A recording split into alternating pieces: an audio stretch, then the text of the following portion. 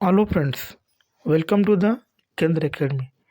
Friends, आज इस session में हम लोग पीपीएससी टीआरई 4.2 यानी पीपीएससी टीचर 4.0 न्यू वैकेंसी 2025 के लिए रसायन विज्ञान यानी केमिस्ट्री से रिलेटेड सभी महत्वपूर्ण प्रश्नों को जो केवल बीपीआईबी क्वेश्चन है उन्हीं को आज इस सेशन में डिस्कस करेंगे।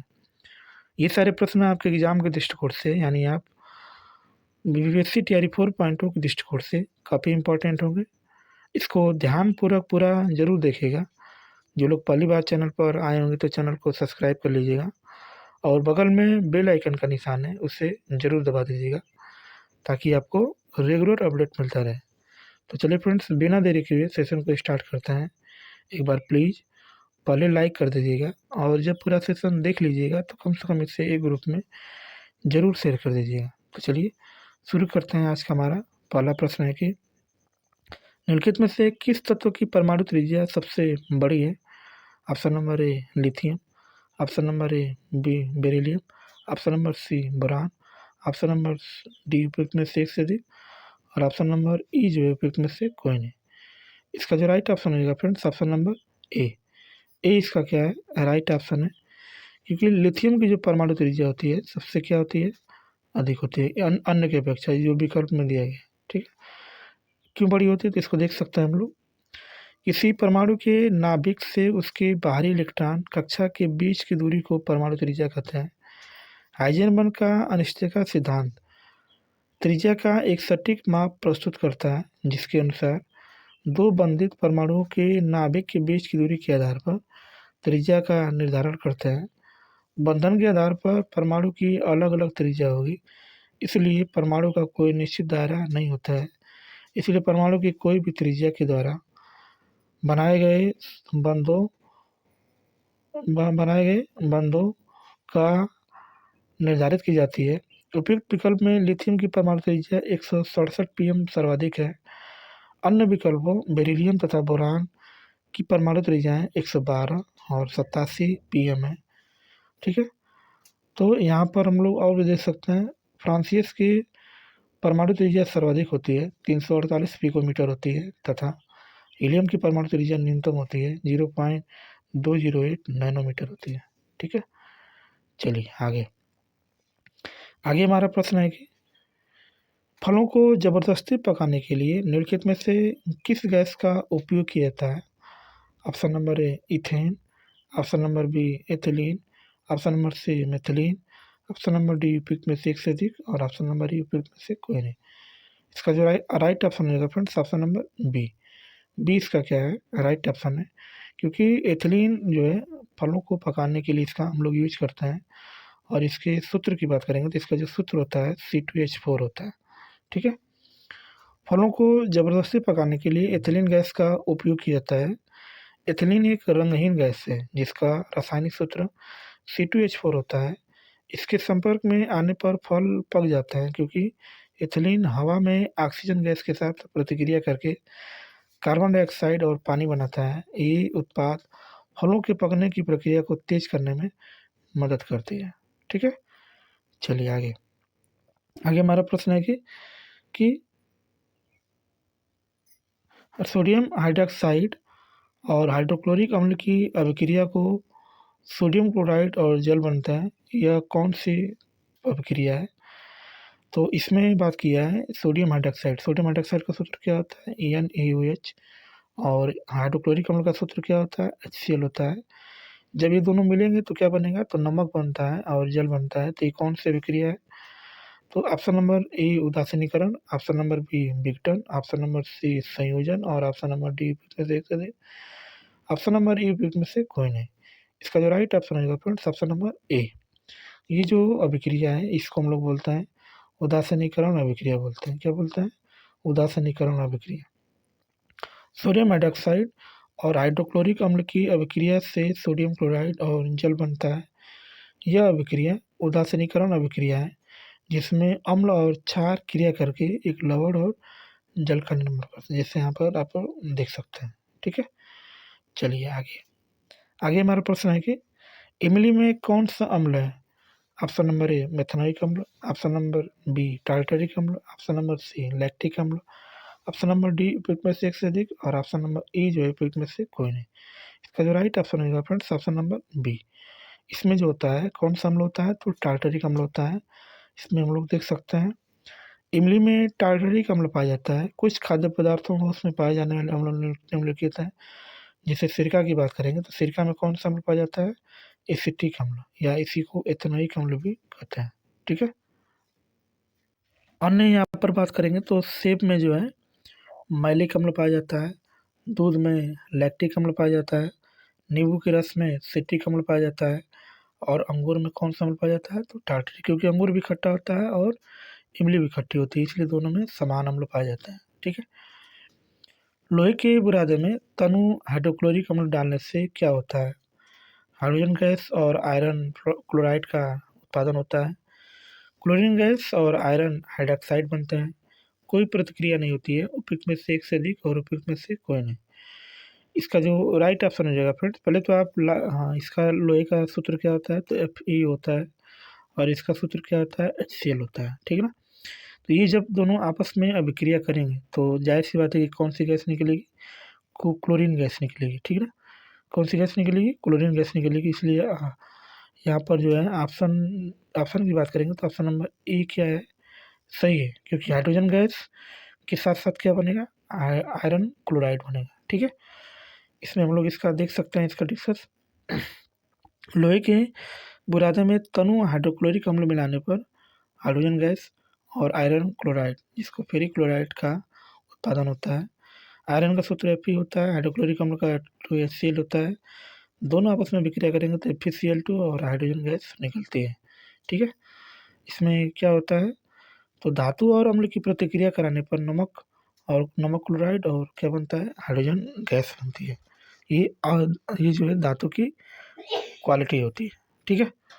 आगे निम्नलिखित में से किसका पीएच 7 से अधिक होता है, ऑप्शन नंबर ए गैस्ट्रिक जूस, रक्त प्लाज्मा, सिरका, और उपयुक्त में से एक से अधिक और उपयुक्त में से कोई नहीं। इसका जो राइट ऑप्शन होगा फ्रेंड्स ऑप्शन नंबर बी, क्योंकि रक्त प्लाज्मा जो होता है इसका जो पीएच मान होता है 7 से क्या होता है, अधिक होता है, क्योंकि ये क्षारी होता है, और क्षार का जो है 7 से क्या होता है, अधिक होता है इसका पीएच मान। ठीक है।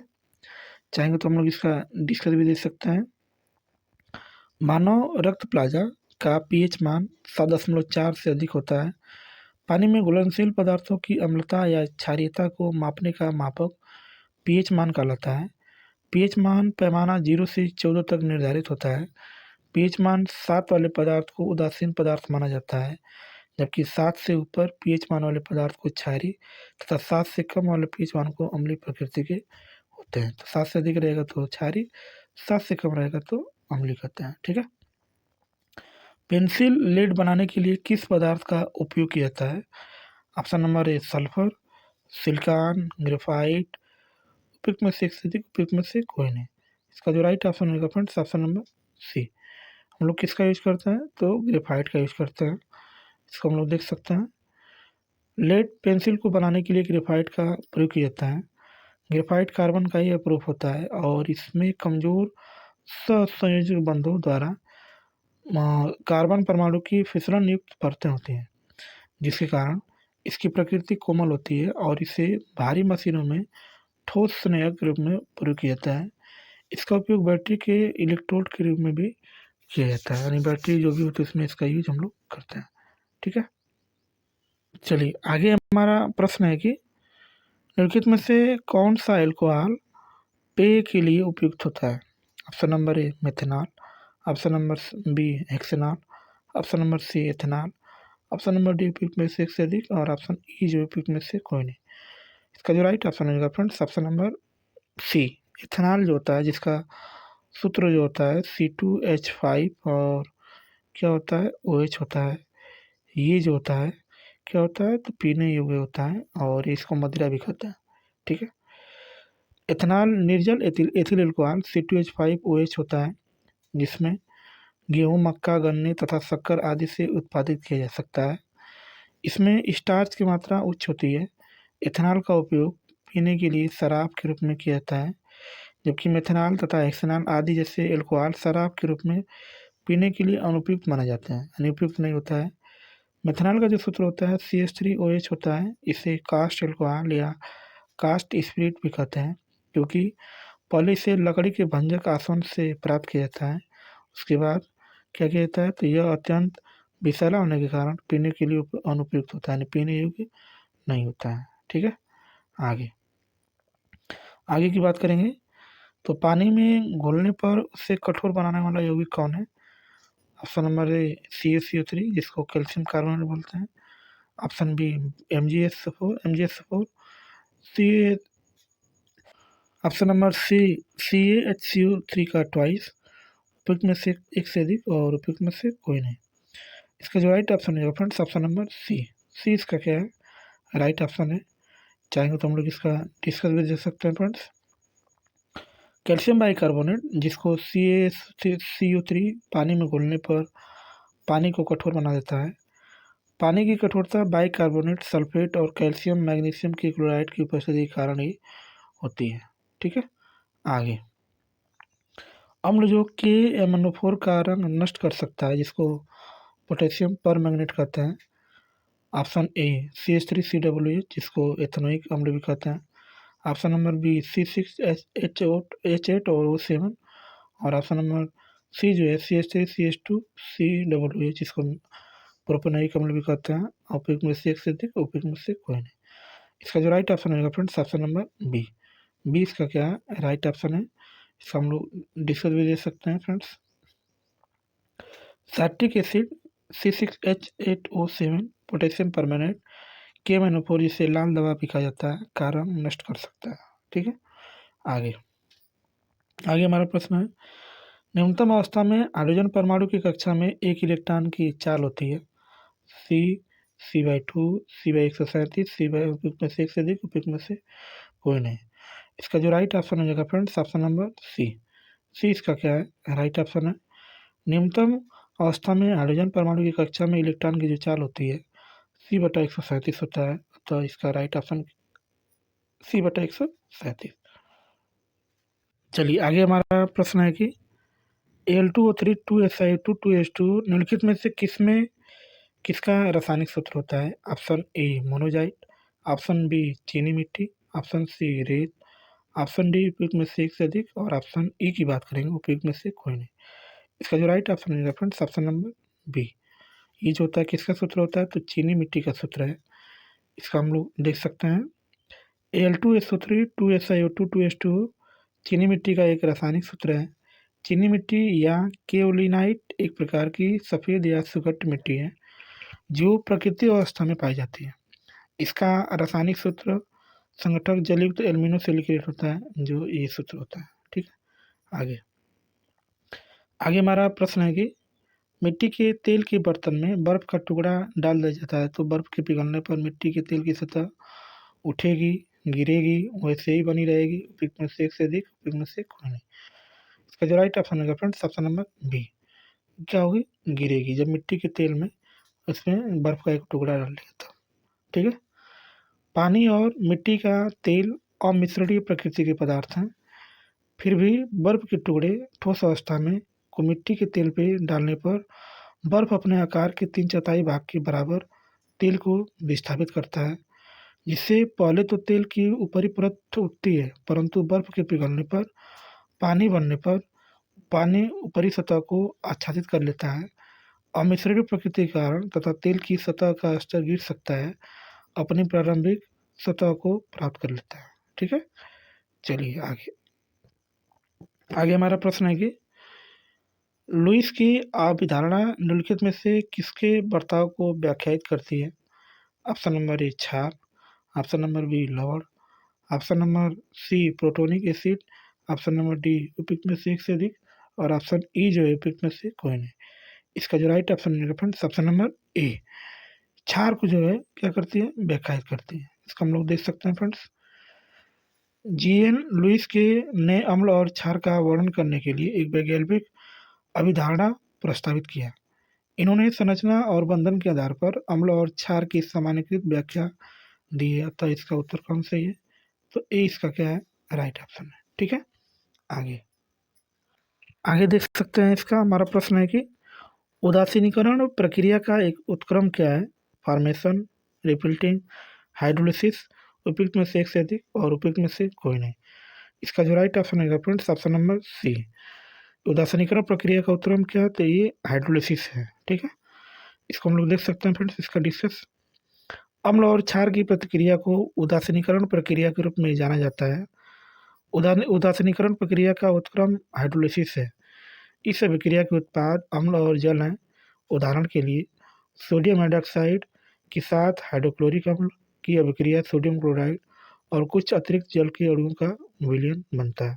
ठीक है, आगे हमारा प्रश्न है कि निम्न में से कौन सा क्लोराइड नहीं है? रक्त, सिरका, धुआं, उपयुक्त में से एक से अधिक, उपयुक्त में से कोई नहीं। इसका ऑप्शन जो हो जाएगा ऑप्शन नंबर बी। सिरका जो होता है ये जो है क्लोराइड नहीं है। क्यों नहीं है तो इसको हम लोग देख सकते हैं फ्रेंड्स। सिरका या एसिटिक एसिड जिसका सूत्र CH3COOH जल में वास्तविक विलयन का एक उदाहरण है, न कि कोलाइडी का। कोलाइडी एक विषमांगी मिश्रण है जिसमें कणों का आकार इतना छोटा होता है कि कणों को नंगी आंखों से नहीं देखा जा सकता है, जबकि वास्तविक विलयन दो या दो से अधिक घटकों के समरूप मिश्रण होता है। इसलिए सिरका क्या है तो कोलाइडी विलयन नहीं है। माचिस की डिब्बी में रगड़ने वाली सतह पर मौजूद मुख्य रासायनिक घटक क्या होता है? तो पोटेशियम क्लोरेट होता है, फास्फोरस होता है, ग्रेफाइट होता है, उपयुक्त में से एक से अधिक और ऑप्शन की बात करेंगे तो उपयुक्त में से कोई नहीं। इसका जो राइट ऑप्शन होगा friends option number B. Phosphorus होता है जो हमारी माचिस की डिबिया होती है। ठीक है, इसका हम लोग चाहेंगे तो इसका डिशेज भी देख सकते हैं फ्रेंड्स। माचिस की डिब्बी में रगड़ने वाली सतह पर मौजूद रासायनिक घटक लाल फास्फोरस तथा बारीक पिसा हुआ कांच के पाउडर होते हैं। लाल फास्फोरस एक अत्यधिक प्रतिक्रियाशील है और ज्वलनशील पदार्थ है।